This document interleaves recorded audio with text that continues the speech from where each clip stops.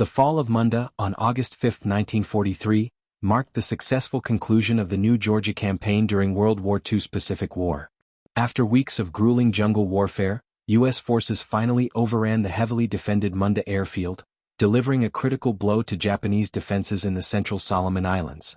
This victory allowed the Allies to intensify their push toward Bougainville and Rabaul, further isolating Japanese strongholds in the Pacific. Background: the Battle for New Georgia.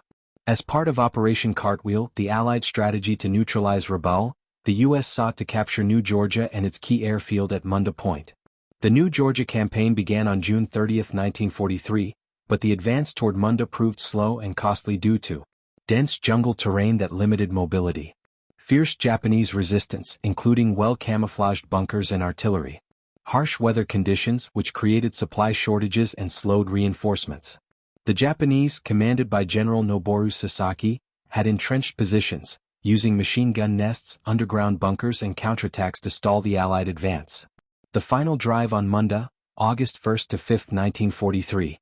By late July 1943, after weeks of heavy fighting, U.S. forces, primarily from the 43rd Infantry Division, launched a final offensive.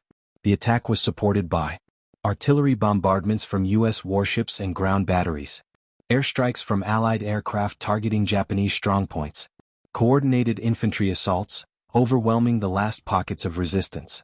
Facing depleting supplies and mounting casualties, the Japanese defenders began to collapse.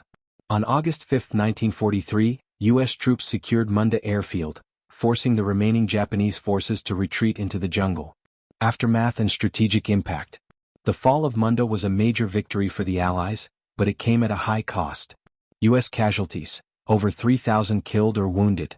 Japanese casualties, approximately 2,500 killed, with others retreating into the jungle.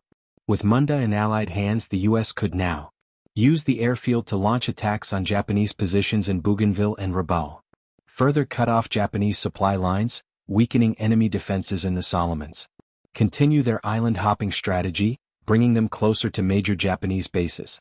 The fall of Munda was a turning point in the Solomon Islands campaign, proving the effectiveness of Allied firepower, coordination, and persistence in overcoming Japanese resistance.